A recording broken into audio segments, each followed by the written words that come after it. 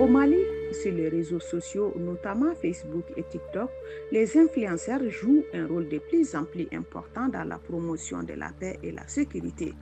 Véritables leaders d'opinion, ils sont des vecteurs de messages positifs. Leur capacité à atteindre un large public, en particulier les jeunes, fait des acteurs clés dans le renforcement du dialogue, de la cohésion sociale et de la lutte contre la désinformation.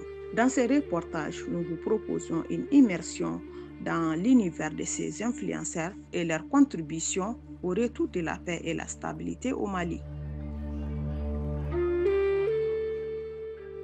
Par définition, un influenceur est une personne qui utilise sa présence en ligne, très souvent sur les plateformes comme Facebook, TikTok, Instagram ou YouTube, pour partager du contenu et interagir avec un public dans le but d'influencer les opinions, les comportements ou les décisions de ses abonnés.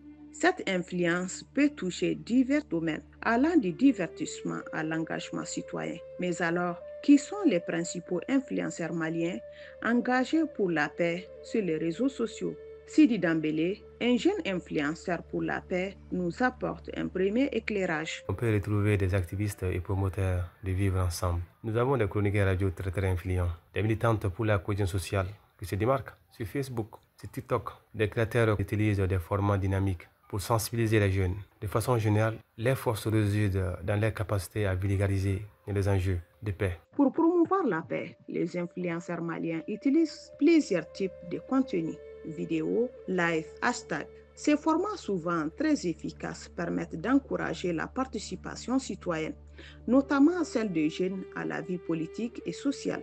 Ils incitent au dialogue et à la mobilisation autour d'initiatives politiques. Moussa Traoré, un influenceur très actif, nous parle davantage. Les vidéos témoignages de réconciliation entre communautés et les reportages sur des initiatives locales de paix sont très efficaces.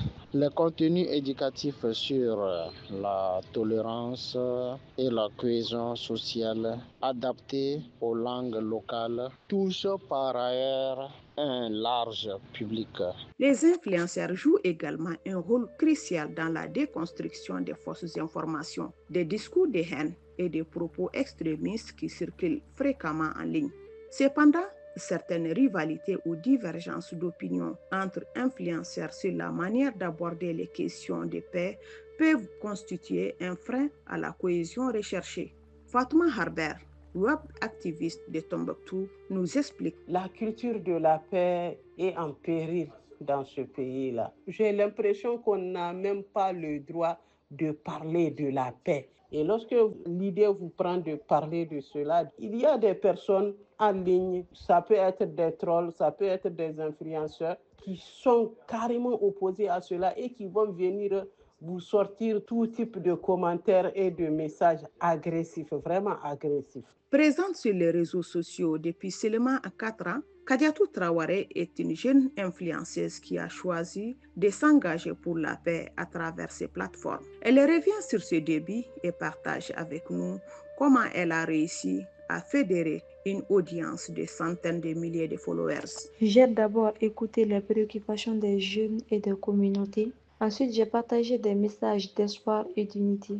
J'ai aussi utilisé les réseaux sociaux pour promouvoir des initiatives locales de paix, en mettant en avant des histoires inspirantes. Tout en restant authentique et engagé, j'ai créé un lien de confiance avec mon public sur mes pages. J'ai collaboré avec d'autres influenceurs et organisations, ce qui a élargi ma portée. Enfin, j'ai montré que la paix est l'affaire de tous. Les algorithmes de TikTok et de Facebook, pourtant très prisés pour ces influenceurs, favorisent souvent les contenus rivaux, émotionnels ou polémiques.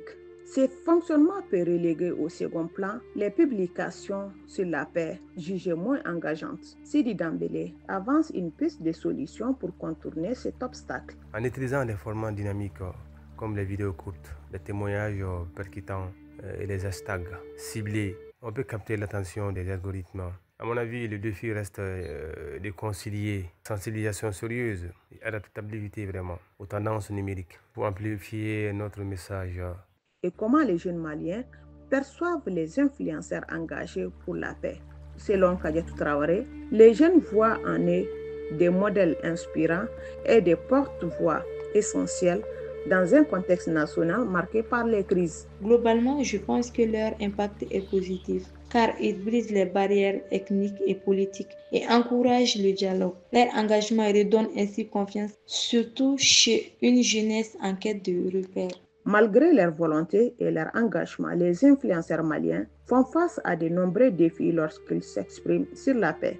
Censure, menaces, désinformation. Moussa Traoré nous en dit plus. Des jeunes engagés qui font la promotion de la paix au Mali font face à la censure, surtout des groupes armés dans les zones d'insécurité, ce qui limite considérablement leur liberté d'expression. Ils subissent également des menaces, des intimidations. Autre défi, c'est le manque de ressources financières et techniques. Et cette situation entrave la production de contenus de qualité.